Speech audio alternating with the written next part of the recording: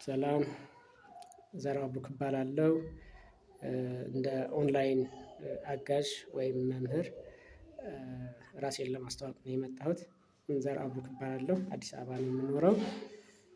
የትምህርት ባክግራውንዴ ኤሌመንተሪም ይሁን ሃይ ስኩል ከ1 እስከ 3 ነበር የምወጣው። ኮሌጅም ቶፕ የሚባሉ ተማሪዎች ተወዳድረው የሚገቡበት ኮሌጅ ነው የገባሁት። ከዛም የመጀመሪያ ዲግሪዬን አገኘሁ በኤሌክትሮኒክስ ኤንድ ኮሚኒኬሽን ኢንጂነሪንግ። ከዛ ቀጥሎ ለማስተርስ ሳውዝ ኮሪያ ሄጄ ነበር።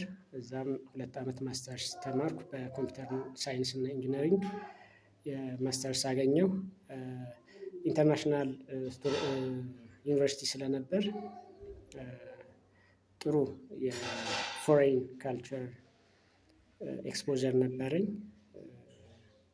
ስለዚህ ከአሜሪካ፣ ከአውሮፓ፣ ከኤዥያ፣ ከአፍሪካ የመጡ ተማሪዎች ነበሩና ከነዛ እንገናኝ ነበር። ብዙ ነገር ሼር እናደርግ ነበር። ሰው በአማርኛ ለማስተማር ምናልባት አገር ውስጥ ተማሪዎች ካሉ እነርሱን ለማስተማር፣ ውጭ ሀገር ደግሞ በሁለት መንገድ፣ አንደኛ ልጆቻቸው የሀገራቸው ባህል እና ቋንቋ እንዲያውቁ አማርኛ እንዲማሩ ከፈለጉ በአማርኛ ለማስተማር፣ ወይም ደግሞ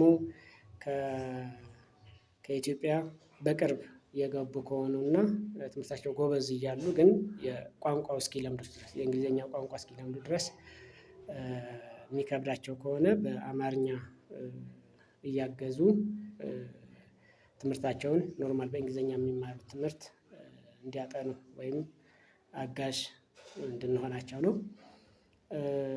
እስኪ በቀላሉ ልጆች የትምህርት ባክግራውንድ ብቻ ሳይሆን የማስተማር ክህሎትም አስፈላጊ ስለሆነ በቀላሉ ሂሳብ እንዴት እንደማስተምር አንድ ዲሞንስትሬሽን ማሳያ አሳያለሁ። አንድ ህፃን ለመጀመሪያ ጊዜ ሂሳብ መደመር፣ መቀነስ፣ ማባዛት፣ ማካፈል ሲማር እንዴት በቀላሉ እናስተምረዋለን ነው የመጀመሪያው።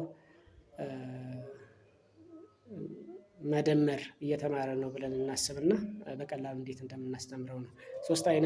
በሶስት ነው የምከፍለው እኔ መደመር ለማስተማር። አንደኛ ሁለቱም ቁጥሮች ከ5 በታች ሲሆኑ፣ ሁለተኛ ደግሞ ሁለቱም ቁጥሮች አንዱ ቁጥር ከ5 በታች አንዱ ቁጥር ደግሞ ከ5 በላይ ሲሆን፣ ሶስተኛ ደግሞ ሁለቱም ቁጥሮች ከ5 በላይ ሲሆኑ። ሰው ከባዱ ሁለቱም ቁጥሮች ከ5 በላይ ሲሆን ነው ከባዱ ትምህርትና እሱን እናሳይ እስኪ። ከባዱ ያው ቀላሉ ያው ቀላል ይሆናል ማለት ነው። ይሄ አንድ ነምበር ነው፣ ይሄ አንድ ነምበር ነው። እነዚህ እንደዚህ ካደረጉ 6 ነው የምትቆጠረው። ይሄ 7፣ 8፣ 9 እና 10። ይሄ ደግሞ ተመሳሳይ 6፣ 7፣ 8፣ 9 እና 10። ከዛ ምንድነው የወጡ ጣቶች እንቆጥራቸዋለን። ቆጥረን ከዛ ሁለቱም ቁጥሮች ሁልጊዜ ድምራቸው ከ10 በላይ ስለሆነ የወጡ ጣቶች ለምሳሌ ቁጥራቸው 4 ከሆነ ድምሩ 14 ነው ማለት ነው። 6 ከሆነ ደግሞ የወጣው ድምሩ 16 ነው። ስለዚህ 7 ከሆነም 17፣ 3 ከሆነም 13 እንደዛ እያለ ይቀጥላል ማለት ነው። በምሳሌ እንየው። ለምሳሌ 8 ሲደመር 7 እንይ። 8 ማለት እንደዚህ ነው።